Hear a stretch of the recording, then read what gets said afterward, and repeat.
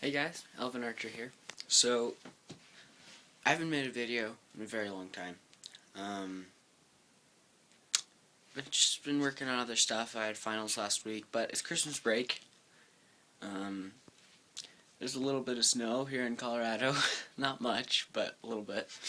And I wanted to show you the new project I'm working on over break, and that is a red oak longbow. I've got the piece. This is a red oak 1x2, 6 feet long. This cost me $8 at a hardware store at Home Depot. The grain is very straight except for right here at the end. I don't know if you can see, but it kind of runs off this way. But that's going to be right on the knock, and I don't think it's going to be a huge problem. For the most part, the board is very straight, both ways, this way and this way. And the grain doesn't run off anywhere but I think there and there. But that's not a huge issue. So, this is not a tutorial, it's just a video about how I did it. But if you're interested in making your own, I'd recommend this book. It's called The Backyard Bowyer by Nicholas Tomihama. Nicholas Tomihama, he has several books. I'll put a picture of him at the end of the ones I have. But he runs the YouTube channel The Backyard Bowyer. So yeah, without further ado, let's get started. I'm the ElvenArcher.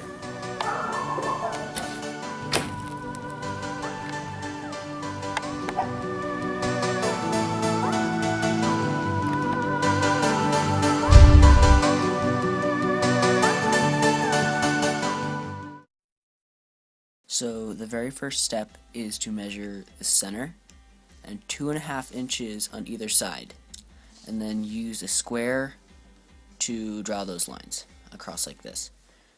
And then you're going to measure 1.25 inches in width this way, so 5/8 of an inch away from this point along this line, which will give you 1/8 of an inch away from the edge of the board. So I forgot to mention this is a 1x2, but as everyone knows, 1x2s, 2x4s, 4x4s, they're not actually 1x2 inches. They're more like 5/8 by 1.5 ish. So yeah, that's the first step. Now let's move on. Alright, now you just need to take a string and put a weight on both ends. I'm just using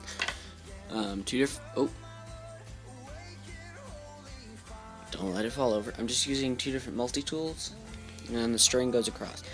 Okay, so now you're going to measure the middle of the board this way. So, and then put the string on that line on both ends, and then I'll show you what to do next. Step, I put the string on center on both ends, and this is when you would say, okay, well the string is off center.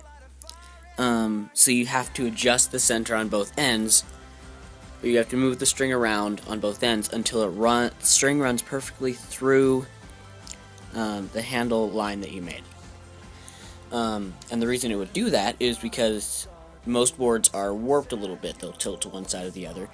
But this board is perfectly straight, as I thought it was perfectly straight, and this just proves it. So it already runs perfectly, so I don't have to do any of that. But if you do need to do that, go ahead and do that, and then we'll move on. Next thing you're going to do is you're going to measure 1 inch in and 1/2 inch wide on either end of the bow. And this is going to form the tip of your bow. So, what I forgot to mention earlier was that I'm just going to name tools as they come. So far, all you've needed is a string, a couple weights, a ruler, a pencil, and a measuring tape. But what I want to show you is, this is what I meant earlier with the grain running in all kind of weird directions. But remember that it's going to come like this. So this is the only grain we have to worry about, and it only runs off once in that.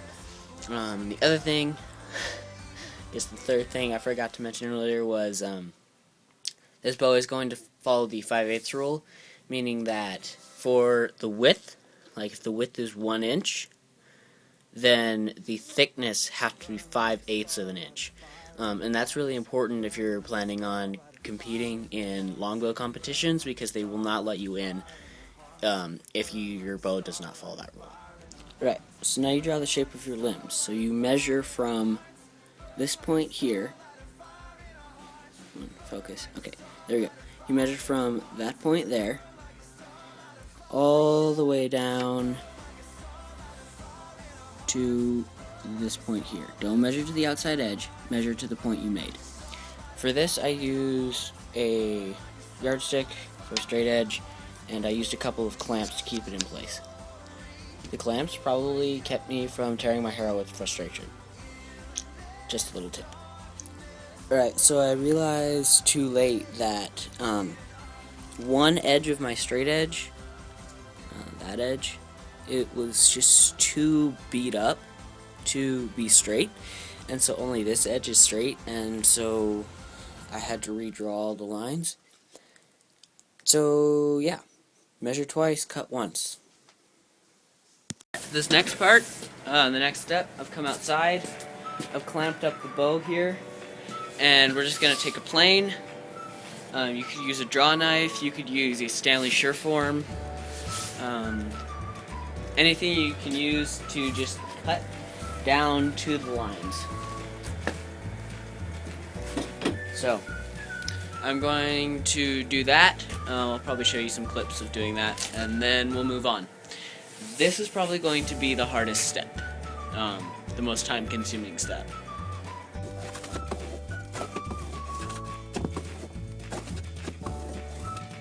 So I've been right. This is... Oh, hi Louie.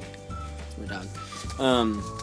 This has been the most time-consuming step. I'm not done yet. This is after about a half hour of work. So you can see we've gotten rid of more than 1/4 of an inch of wood. But we're still not done with just this side of the limb yet. So I'm expecting this to probably take about 2 to 2.5 hours of work just for the shaping. So this is not a project if you are an impatient person or someone who doesn't have a lot of time on their hands.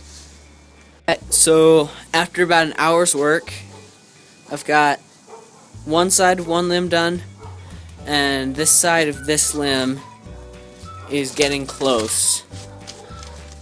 I don't know if you can see, probably can't, but it's getting pretty close, probably within a little over 1/4 of an inch, or a little less than 1/4 of an inch. So yeah, it's coming along.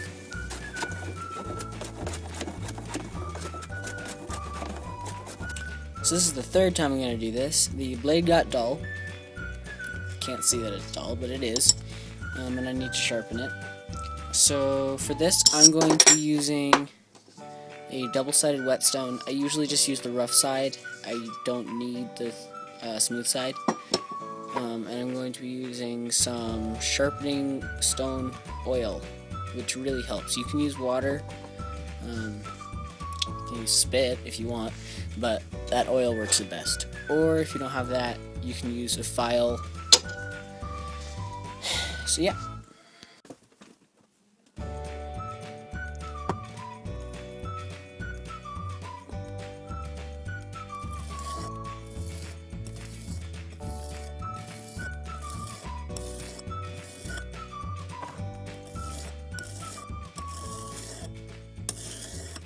We're going to do that for about 10 or 15 minutes.